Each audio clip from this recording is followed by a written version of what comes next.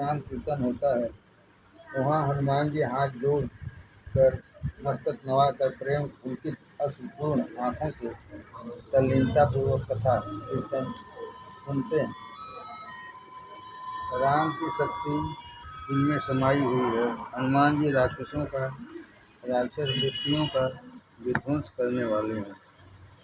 यत्र यत्र रघुनाथ कीर्तनम तत्र तत्र कृतमस्तकांजलिं वाष्पवारि परिपूर्णलोचनं मारुतिं नमत राक्षसांतकम्। जहाँ श्री राम कथा होती है वहाँ हनुमान जी महाराज पधारते हैं, परंतु कुंभकर्ण की स्त्री भी कथा में आती है। जहाँ श्री राम कथा होती है वहाँ हनुमान जी महाराज पधारते हैं, वहाँ कुंभकर्ण की स्त्री भी कथा में आती है। कुंभकर्ण युद्ध में मर गया और उसकी स्त्री विधवा हुई। वह भगवान के पास जाकर कहने लगी कि अपने पति के बिना मुझे किसका आसरा है, मैं अब समय कैसे व्यतीत करूं? भगवान ने कहा, तू नाटक चेटक देखने जाया कर। कुंभकर्ण की विधवा पत्नी ने कहा, मैं वहाँ नहीं जाऊंगी, मैं पतिव्रता स्त्री हूँ। तुमने मेरे पति को मारा, इसलिए मैंने तुम्हारे साथ बैर बढ़ाया है। अतएव जहाँ लोग तुम्हारी कथा करते होंगे मैं वहाँ जाऊंगी। जीव कथा में बैठा हो अथवा हाथ में माला ली हुई हो तो तुरंत कुंभकर्ण की स्त्री निद्रा देवी आकर खड़ी हो जाती है।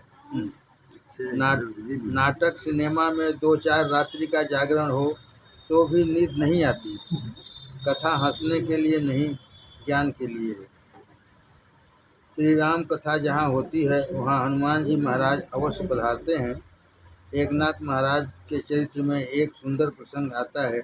एकनाथ महाराज सुंदर कांड की कथा कह रहे थे। श्री सीता जी की खोज में समुद्र का उल्लंघन करके हनुमान जी लंका में आए। खोजते खोजते अशोक वन में गए। जहाँ श्री सीता जी हों वहीं अशोक वन है। जहाँ श्री सीता जी हों वही अशोक वन है। श्री सीता जी पराभक्ति का स्वरूप हैं। भक्ति जहाँ हो वहाँ शोक नहीं होता। एकनाथ महाराज ने कथा में कहा कि हनुमान जी जिस समय अशोक वन में आए उस समय वहाँ के वृक्षों और लताओं का पर श्वेत पुष्प खिल रहे थे। एक श्री एकनाथ महाराज जी की कथा हो रही थी। उस समय नियमानुसार हनुमान जी भी वहाँ कथा सुनने पधारे।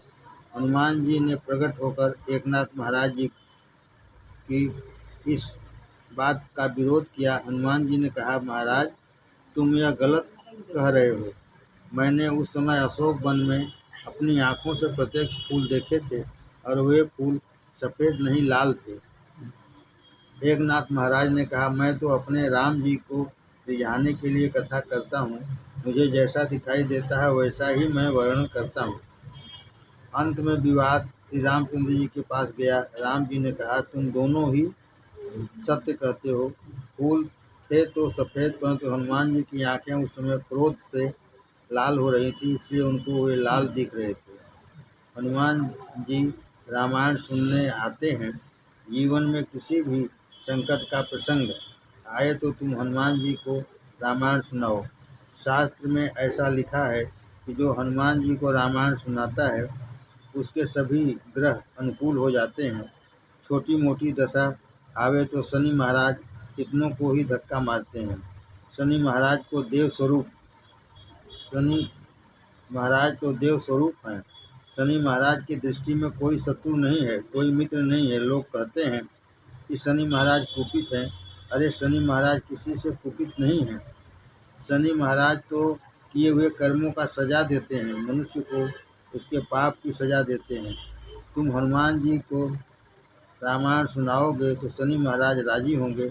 जो हनुमान जी को रामायण सुनाता है उसके पाप जलते हैं।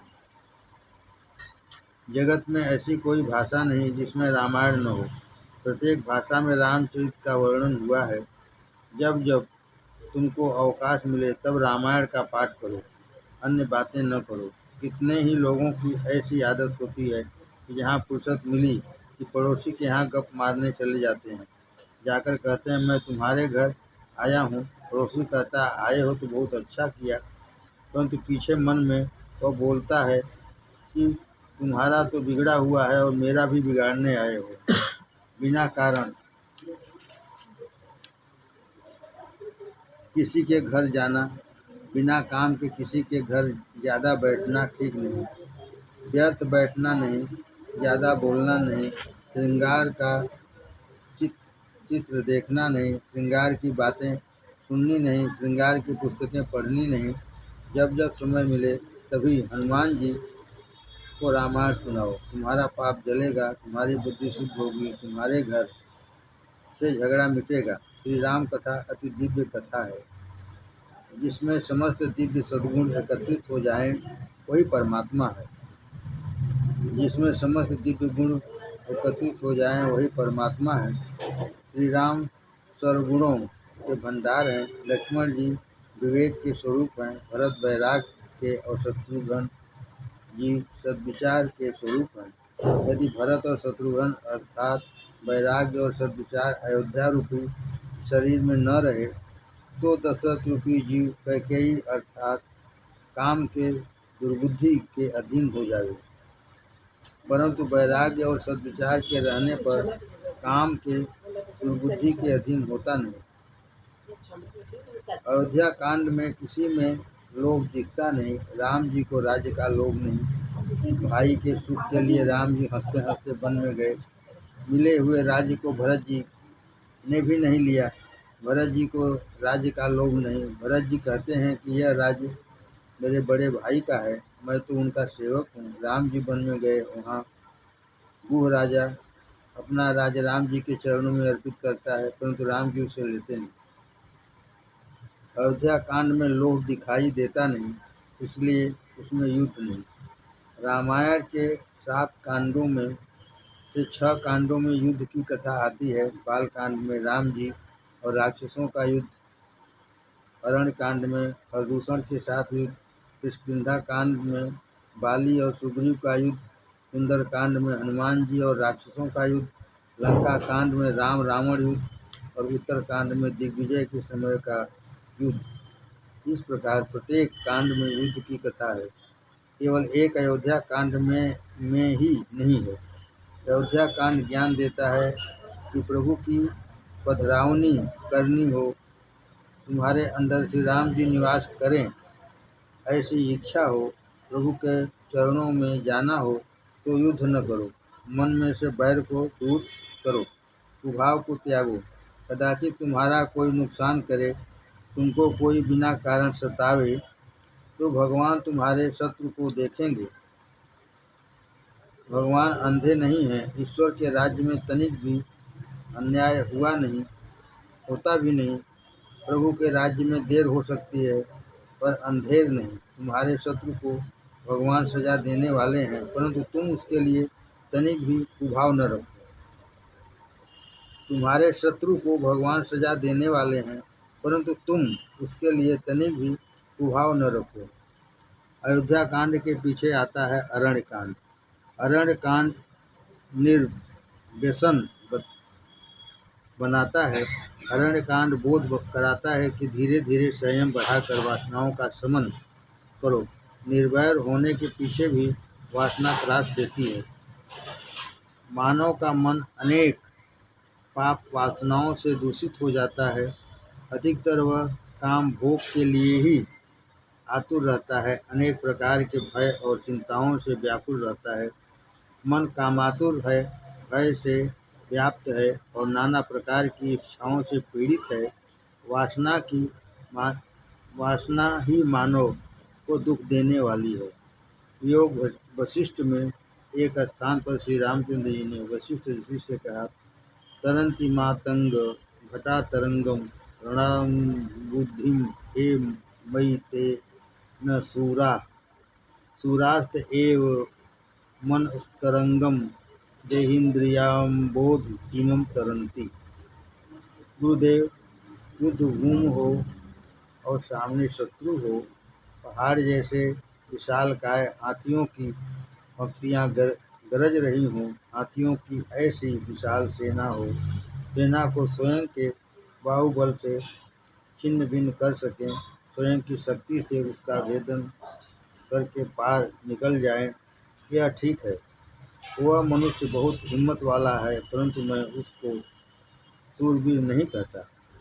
मेरे मत में सच्चा सूरवीर तो वह है जो शरीर रूपी समुद्र में उठती हुई मन की तरंगों को, मन की इच्छा आकांक्षाओं को, मन के विचार वासनाओं को संयम से पार कर जाए। जो संयमी है वही सच्चा सूरवीर है। जो वासनाओं के ऊपर विजय पाता है वही सच्चा पराक्रमी है। जो वासनाओं का गुलाम बन जाता है वह निर्बल है, वह संसार में हार जाता है। उसके लोक और परलोक दोनों बिगड़ते हैं। वासनाओं को संयम से जीतो। वासनाओं को चाहे जितना भोग प्राप्त हो, वे कभी भी तृप्त होती नहीं। भोग भोगने से तो वासना बढ़ती ही जाती है। अग्नि में घी की आहुति से जिस प्रकार अग्नि शांत होती नहीं और अधिक प्रज्वलित होती है, इसी प्रकार भोग भोगने से वासना शांत होती नहीं और अधिक प्रबल बनती है। वासना ऐसी भिखारिन है कि वह खिलाने वाले को ही खा जाती है, इसकी तृप्ति होती ही नहीं। विवेक और संयम से ही वासना शांत होती है। अग्नि में लकड़ी डालो तभी तक वह सुलगती है, परंतु लकड़ी डालना बंद होते ही अग्नि अपने आप शांत हो जाती है। इसी प्रकार वासनाओं को जब तक तृप्त करते रहोगे तब तक वे पनपती रहेंगी, और जब भोग मिलने बंद हो जाएंगे तो स्वयं शांत हो जाएंगे। पूर्व काल में भाजी रोटी में जो शांति और आनंद का अनुभव अपने पूर्वजों को होता था, वह आज भांति भांति के मिष्ठानों में और मोटर बंगलों में भी अपने को होता नहीं। कारण सुख की व्यवस्था और भोग विलास का जितना साधन बढ़ता जाता है, उतनी ही मनुष्य की वासना भी बढ़ती जाती है।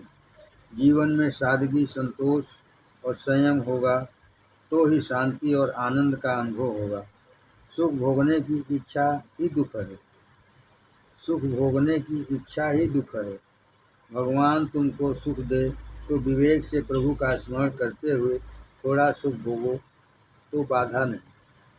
बहुत सुख भोगने से तन आलसी होता है, बहुत सुख भोगने से मन बिगड़ता है। विवेक से थोड़ा सुख भोगो, परंतु अमुक सुख मुझे भोगना ही है, ऐसा संकल्प न करो। सुख भोगने के संकल्प से मन बहुत बिगड़ता है। धीरे धीरे वासनाओं का विनाश करो। वासनाओं का विनाश करने के लिए थोड़े दिन घर छोड़कर वन में रहने की भी आवश्यकता है। वासनाओं का विनाश करने के लिए थोड़े दिन घर छोड़कर वन में रहने की भी आवश्यकता है। गृहस्थ का घर काम भूमि है। गृहस्थ के घर में काम के परमाणु फिरते हैं। भोग भूमि में भक्ति बराबर होती नहीं। भक्ति में भोग बाधक है। भोग में प्रतिक्षण आनंद घटता जाता है, जबकि भक्ति में प्रतिक्षण आनंद बढ़ता जाता है। भक्ति करने के लिए स्थान शुद्धि की बहुत आवश्यकता है। स्थानीय वातावरण का प्रभाव मन के ऊपर रहता है। गृहस्थ के घर में काम के परमाणु भरे हुए होने के कारण गृहस्थ का घर में रहकर परमात्मा का सतत ध्यान होना कठिन है। चित्त पूरी एकाग्रता से प्रभु चरणों में चिपक सकता नहीं। घर की एक एक वस्तु में ममता होती है। घर की एक एक वस्तु में ममता होती है। आँख उसे देखती है, इसलिए मोह होता है, वासना जगती है। गृहस्थ घर में समभाव रख सकता नहीं। गृहस्थ आश्रम का व्यवहार विषमताओं से भरा हुआ है, वहाँ पूर्ण समता नहीं रह सकती। जब तक संसार का संबंध है तब तक ब्रह्म संबंध नहीं होता। संसार का संबंध धीरे धीरे कम करो, संयत को बढ़ाओ। संयम के बिना भक्ति में आगे बढ़ सकते नहीं। आँख का संयम बढ़ाओ, जीभ का संयम बढ़ाओ, मन का संयम बढ़ाओ। जिसको देखने की अत्यंत आवश्यकता प्रतीत हो उसी को देखो। आवश्यक हो उतना ही बोलो। संयम बिना सुखी हो सकते नहीं। जो इंद्रियों का गुलाम है वो भक्ति नहीं कर सकता। संयम और सदाचार बढ़ाओगे तो वासनाओं का नाश होगा, मन शुद्ध होगा। और भक्ति में आनंद आवेगा। विलासी लोगों का संग मन को बिगाड़ता है, वासनाओं को जागृत करता है।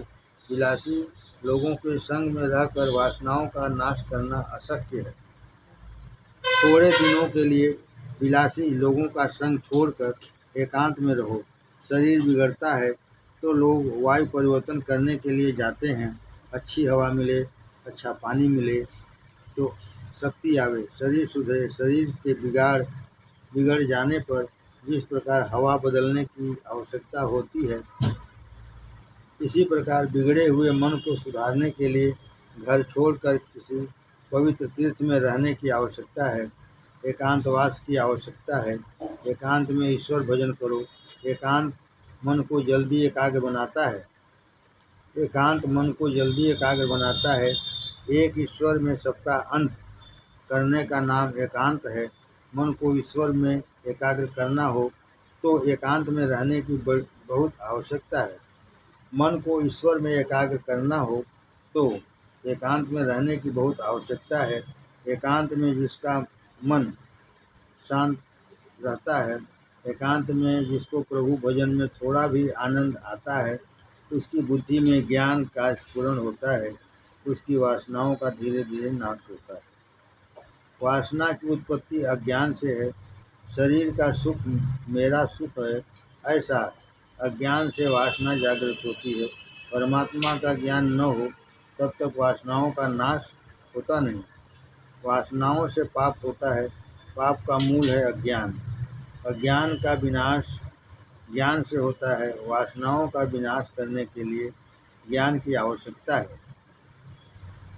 एकांत में शांत चित्त से प्रभु भजन करने से बुद्धि में ज्ञान स्फुरित होता है। ज्ञान भक्ति बढ़ानी हो तो थोड़े दिन घर अवश्य छोड़ना। जो 12 महीने बंगले में रहता है उसकी ज्ञान भक्ति बढ़ती नहीं। आजकल कितनों को ही घर में रोज थप्पड़ पड़ता है, परंतु घर छोड़कर जाते नहीं। लड़के अपमान करते हैं फिर भी घर में बैठे रहते हैं। अरे 5 वर्ष का बालक ध्रुव घर से तनिक सा अपमान होते ही घर छोड़कर निकल पड़ा था और वन में तपश्चर्या करके उसने परमात्मा का दर्शन किया था। वृद्धावस्था है, सबको छोड़कर चले जाने का समय निकट है। माथे पर काल बैठा है, फिर भी यह जीव मोह छोड़ सकता नहीं, घर छोड़ सकता नहीं। व्याघ्रीव तिष्ठति जरा परितर्जयन्ति रोगाश्च शत्रव इव प्रहरन्ति देहम्। आयुः परिस्रवति भिन्न घटादिवाम्भ लोकस्तथाप्य हितमाचरतीति चित्रम्। वृद्धावस्था भूखी बाघिन है जैसी है। वृद्धावस्था भूखी बाघिन जैसी है। वह मनुष्य की छाती के ऊपर चढ़ बैठने के लिए तड़प रही है। शरीर में अनेक प्रकार के रोग शत्रु की तरह घुस गए हैं। वे शरीर को ले जाने के लिए तैयार बैठे हैं। किसी चटके हुए घड़े के अंदर पानी रखा हो और वह पानी जिस प्रकार बहने लग जाता है, उसी प्रकार मनुष्य के जीवन का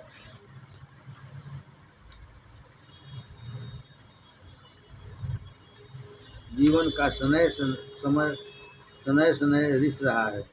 इस पर भी मनुष्य को स्वयं के हित अहित का ज्ञान नहीं होता। ऐसी विचित्र बात है। वृद्धावस्था में घर के लोग बहुत त्रास देते हैं। कोई कुछ सुनता नहीं, कहाँ मानता नहीं। अरे घर में बूढ़े के साथ कोई बात करने को भी राजी नहीं। पश्चाजीवति जर्जर देह वार्ता को भी न पृच्छत देह भज गोविंदम भज गोविंदम। घर में कोई खैर खबर पूछता नहीं, फिर भी घर की आसक्ति छूटती नहीं।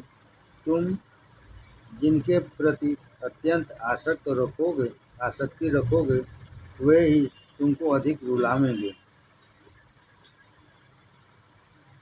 तुम जिनके प्रति अत्यंत आसक्ति रखोगे वे ही तुमको अधिक रुलावेंगे। समझ कर घर छोड़ोगे तो कल्याण है, नहीं तो काल धक्का मारेगा और तब घर छोड़ना ही पड़ेगा। अंतकाल में घबराहट क्यों होती है? इस जीव को घर छोड़ना सहन होता नहीं। और यमदूत जबरदस्ती घर छुड़ाते हैं, जब तब घर को तो छोड़ना ही पड़ेगा, छोड़े बिना छुटकारा नहीं। अरे जबरदस्ती छुड़वाने से तुमको त्रास होता है, बहुत वेदना होती है, समझकर घर छोड़े। वह बुद्धिमान है, समझकर ही महीने 2 महीने के लिए घर छोड़ दो, तो क्या बुरा है। 1-2 महीने किसी पवित्र तीर्थ में रहकर प्रभु का भजन करो। 1-2 महीने किसी पवित्र तीर्थ में रहकर प्रभु का भजन करो। जब तक मानव वन में रहकर तप न करे, तब तक उसके जीवन में दिव्यता नहीं आती। श्री रामचंद्र जी राजा होते हुए भी वन में गए हैं। वन में राम जी दाल भात नहीं खाते, फल खाते हैं, कंदमूल आरोगते हैं। वनवास काल में राम जी ने अनाज नहीं लिया। अन्न में रजोगुण है, रजोगुण से काम की उत्पत्ति होती है। बिना सात्विक आहार के काम को मार नहीं सकते। सात्विक आहार करने से धीरे धीरे इंद्रियों को वश में ला सकते हो। जब तक जीव वश में न आवे, तब तक अन्य इंद्रियों का निग्रह करना कठिन है। राम जी वन में तपस्या करते हैं। राम जी वनवास काल में धातु के पात्र का स्पर्श नहीं करते। प्यास लगे तो नारियल के खोपड़े में पानी पीते हैं।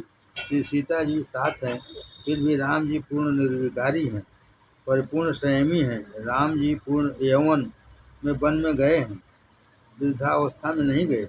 बुढ़ापे में तीर्थ में जाकर भजन करेंगे, ऐसी बात न करो।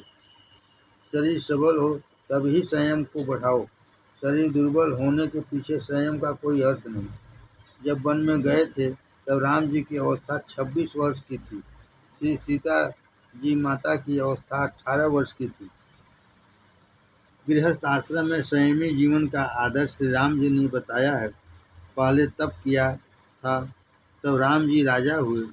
पहले तपश्चर्या की हो तो मानव भोगों में सावधान रहता है। वनवास बिना जीवन में सुवास आती नहीं, सात्विकता आती नहीं। अरे 12 मास जंगल में रहे बिना कोई महान हुआ नहीं। जगत में जितने संत हुए हैं, उनके चरित्र पढ़ोगे तो प्रतीत होगा कि उन्होंने बहुत दिन वन में रहकर तपश्चर्या की थी, पवित्र संयमी जीवन बिताया, तब वासना के ऊपर विजय मिल सकी और तब वे महान बने। प्राचीन काल में बड़े बड़े राजा भी राजमहल छोड़कर गंगा किनारे तीर्थों में वास करते थे, ऋषियों के आश्रमों पर जाते थे और तब उन्हें शांति मिलती थी। ऐसी शांति राजमहल में भी नहीं मिलती थी। वनवास की बहुत ज़रूरत है। सर्दियों में स्निग्ध पदार्थ खाने से जिस प्रकार शक्ति पूरे वर्ष टिकती है, वैसे ही एकाध मास वन में रहकर किया हुआ तप बाकी के 11 महीने पाप करने से विमुक्त करता है। अरण्यकांड ज्ञान देता है। वासना का विनाश करने के लिए थोड़े दिवस विरक्त साधुओं का संग करो, भजनानंदी महात्माओं का संग करो, सात्विक जीवन बिताओ, साधारण भोजन करो, एकांत में बैठकर प्रभु के किसी मंत्र का अनुष्ठान करो, ध्यान करो, जप करो। किसी गरीब वैष्णव को विष्णु यज्ञ करने की इच्छा हो तो वह कैसे कर सकता है। एक विष्णु यज्ञ करना हो तो 5-10 हज़ार का खर्च होता है। गरीब ब्राह्मण, गरीब वैष्णव इतनी रकम कहाँ से लावे। उसके लिए अपने ऋषियों ने एक सरल उपाय बताया है।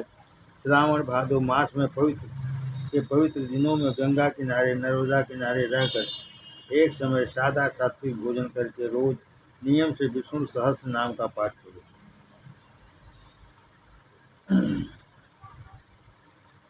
इस प्रकार विष्णु सहस्त्र नाम के 1200 पाठ करोगे तो तुमको विष्णु यज्ञ करने का फल मिलेगा। तुम्हारा मन शुद्ध होगा, उसमें 1 पैसा भी खर्च करने की जरूरत नहीं। ऐसी इच्छा रखो, तुमको एकाध महीने समस्त दिवस भक्ति करनी है। 1 महीना भगवान के लिए रखना है। कितने ही लोग घर छोड़कर तीर्थ में जाते हैं तो वहाँ भी अखबार मंगाते हैं।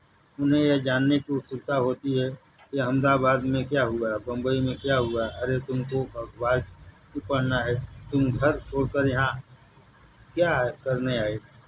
दूसरे की पंचायत करने से क्या लाभ?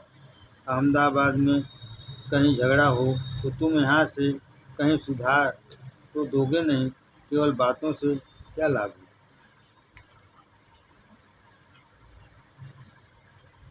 एक दो महीने अखबार मत पढ़ो, घर की चिट्ठी मत मंगाओ, मन में दृढ़ निश्चय रखो कि यह महीना मैंने भगवान के लिए रखा है। तुम्हारे घर की भगवान रक्षा करेगा। कितने ही लोग घर छोड़कर तीर्थ में तो जाते हैं, परंतु वहाँ जाने के बाद उनको घर की बहुत स्मृति रहती है कि घर के लड़के क्या करते होंगे। तू राम राम कर, तू घर छोड़कर आया है, फिर भी घर का स्मरण क्यों करता है। भगवान के लिए जो घर छोड़ता है उसकी चिंता भगवान को है, तुम्हारा नुकसान नहीं होगा। प्रभु में विश्वास रखो। तीर्थ में निवास करते समय घर का स्मरण न करो। तीर्थ में रहकर घर की याद करने से तो घर में रहकर ईश्वर का भजन करना ही ठीक है। तीर्थ में रहकर लौकिक बातें मन में नहीं रखनी चाहिए। मन में रही हुई वस्तु विघ्न करती है। जिसके मन में संसार है, यदि वह घर छोड़कर तीर्थ में रहता है अथवा घन जंगल में पेड़ के नीचे भी बैठा है, तो वहाँ भी चकवा चकई प्रसंग देखकर मन में पाप आता है। संसार को छोड़कर तीर्थ में जाओ, और यदि संसार को मन में से बाहर न निकाल सको तो माया त्रास देती है, वासनाएं सताती हैं। संसार में रहने से पतन नहीं होता, संसार को मन में रखने से पतन होता है। वासना ही मानव को भव बंधन में डालती है। वासना ही मनुष्य को संसार में जकड़ कर रखने वाली बेड़ी है। वासना की पकड़ में से जो छूट जाता है वह मुक्त हो जाता है। संसार कारा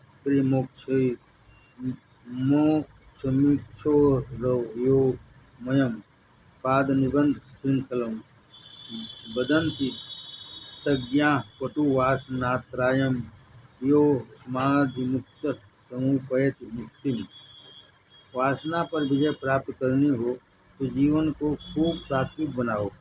जीवन में तपश्चर्या करोगे, जंगल में वास करोगे तो ही काम राक्षस एवं वासना राक्षसी मरेगी।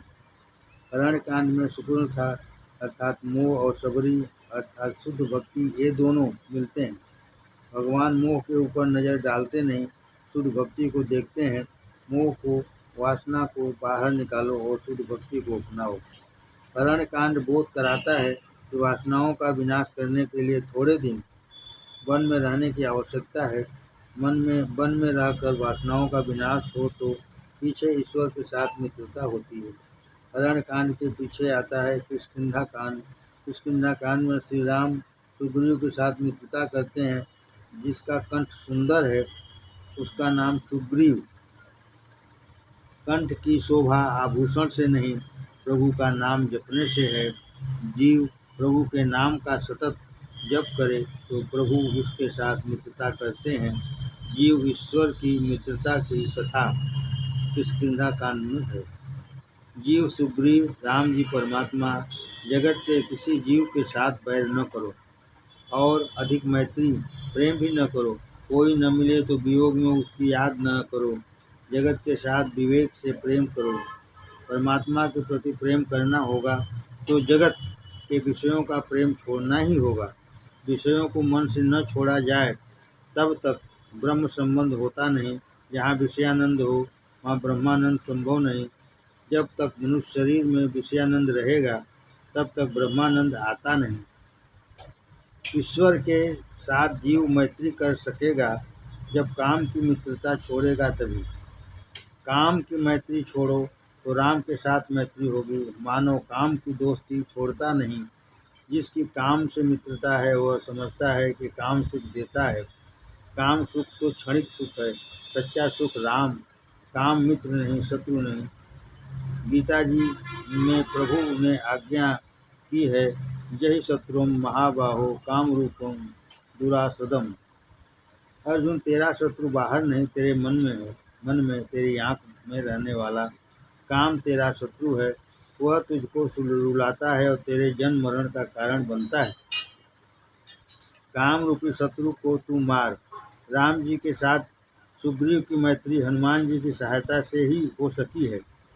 हनुमान जी ब्रह्मचर्य के स्वरूप हैं। ब्रह्मचर्य का बल मिलने पर ही जीव ईश्वर के साथ मैत्री कर सकता है। ब्रह्मचर्य के बिना भक्ति में आनंद आता नहीं, कारण ब्रह्मचर्य के बिना मन की एकाग्रता सकती नहीं। ब्रह्मचर्य का बल मिले तो मन स्थिर होता है। शास्त्र में ऐसा लिखा है, यदि एक दिवस ब्रह्मचर्य भंग हो तो 40 दिन तक उसका असर मन के ऊपर रहता है।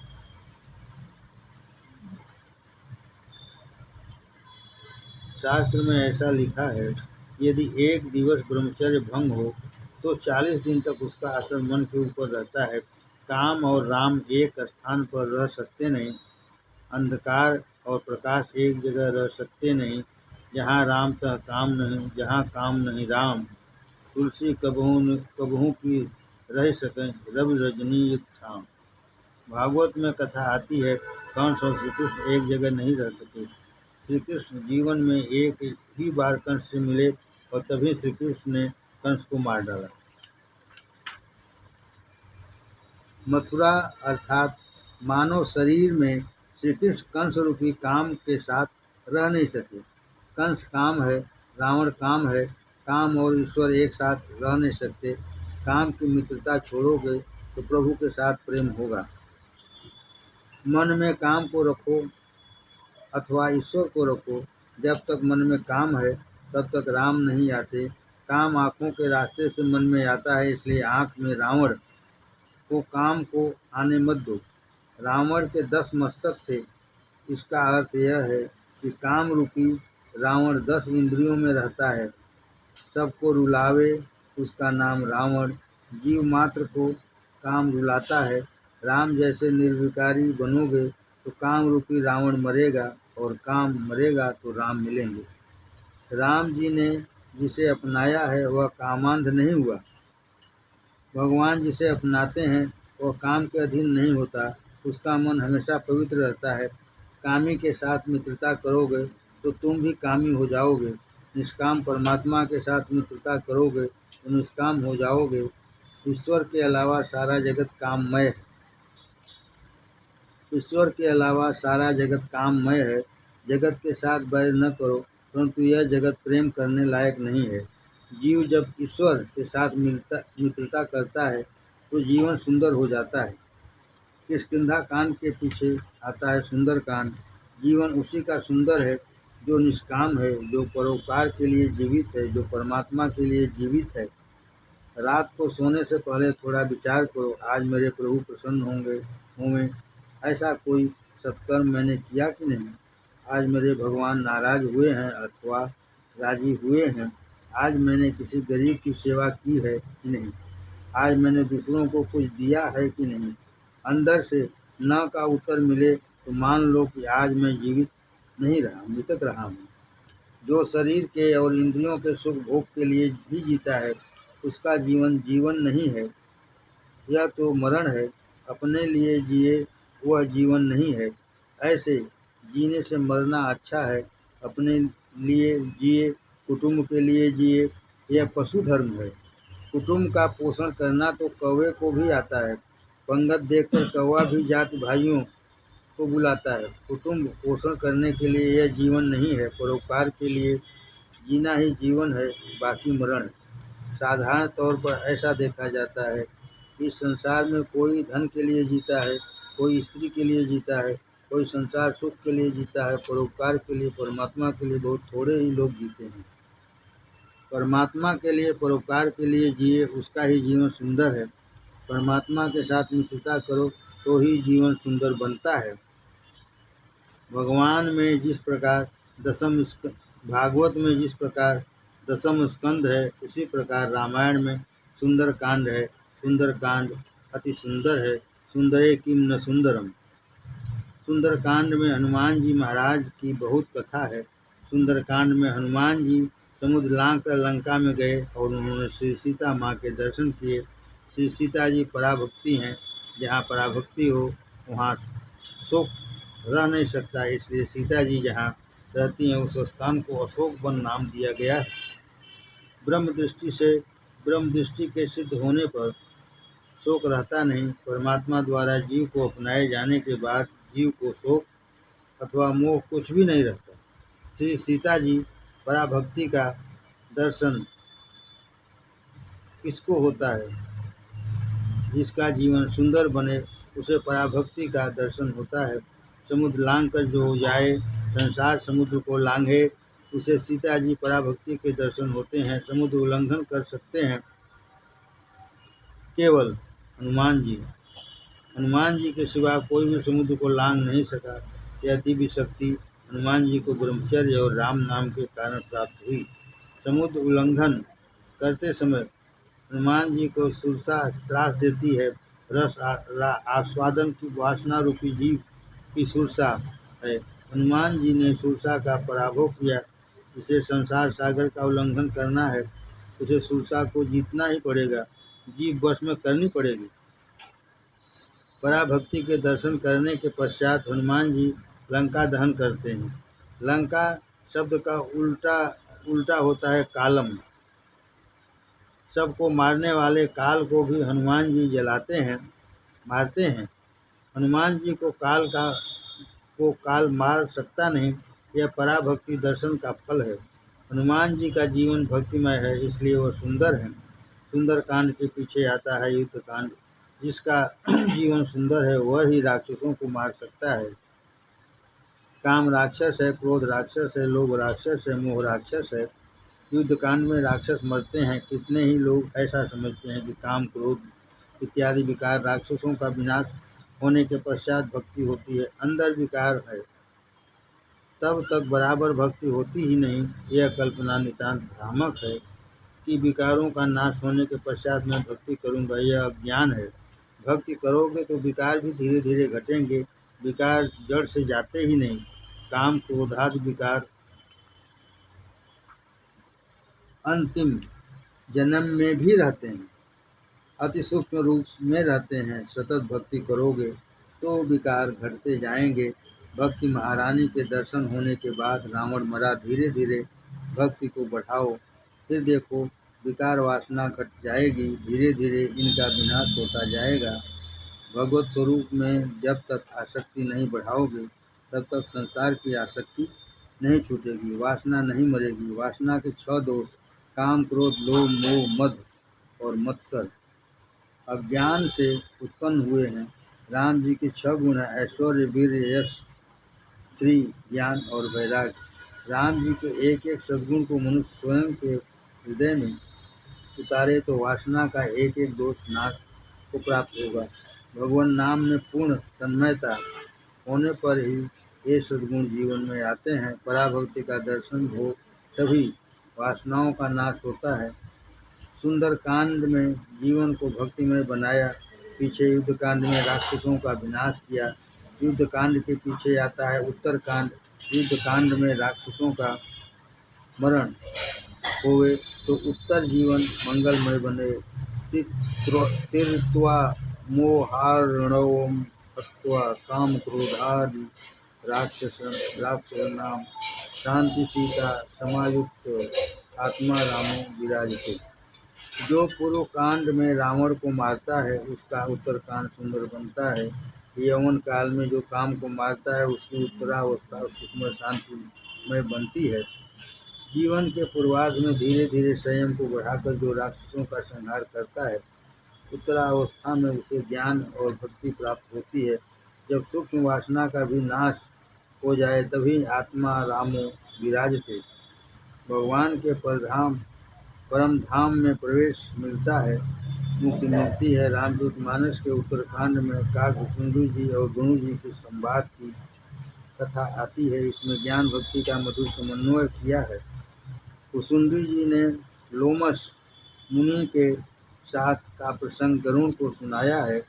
ज्ञानी महापुरुष मानते हैं कि ब्रह्म निर्गुण निराकार है, जबकि भक्त जन ब्रह्म को सगुण साकार स्वरूप की आराधना करते हैं। लोमस मुनि निर्गुण ब्रह्म के उपासक हैं। काकभूषुंडी जी ईश्वर के सगुण स्वरूप के पक्षपाती हैं। श्री राम के अनन्य भक्त हैं। दोनों के बीच में निर्गुण सगुण विषयक विवाद होता है। भूषुंडी जी ने दृढ़ प्रतिकार से लोमस मुनि को बहुत क्रोध आता है। उस समय भूषुंडी जी मन में विराजते हैं। क्रोध की द्वैत बुद्धि बिन द्वैत की बिन अज्ञान माया बस परिच्छिन्न जड़ जीव की ईश समान। अद्वैत भावी को क्रोध आना नहीं चाहिए कि अद्वैत में एक ही सत्ता है, दूसरा कोई है ही नहीं। दूसरा कोई हो तो क्रोध आवे, द्वैत भाव हो तो क्रोध आवे। द्वैत भाव ज्ञान में टिक सकता नहीं, बिना द्वैत भाव के अज्ञान संभव नहीं। ज्ञानी भी एक क्षण में क्रोध कर बैठता है। ज्ञानी को भी माया बहुत सताती है। माया बस होते हुए भी जीव कहता है सोहम अस्मि, मैं वह ही हूँ। ऐसा बोलने मात्र से कोई स्वतंत्र स्वरूप परमात्मा के समान हो नहीं सकता, परंतु जीव यदि प्रभु की सतत भक्ति करे तो उसे परमात्मा के चरणों में स्थान मिल सकता है। माया प्रपंच से बचा जा सकता है। भक्ति के आगे माया का बहुत प्रपंच नहीं चलता। ज्ञान को भक्ति के साथ की बहुत जरूरत है। गरुड़ जी पूछते हैं कि ज्ञान श्रेष्ठतर है या भक्ति? सुंदी जी का उत्तर है भक्ति ही ज्ञान ही नहीं कुछ भेदा, उभय हरण भव संभव भेदा। ज्ञान और भक्ति में कोई भेद नहीं, दोनों जन्म मरण के चक्कर से छुड़ाते हैं। तत्व दृष्टि से ज्ञान और भक्ति में अंतर नहीं। भक्ति द्वारा ज्ञान प्राप्त होता है, भक्ति के पीछे ज्ञान आता है।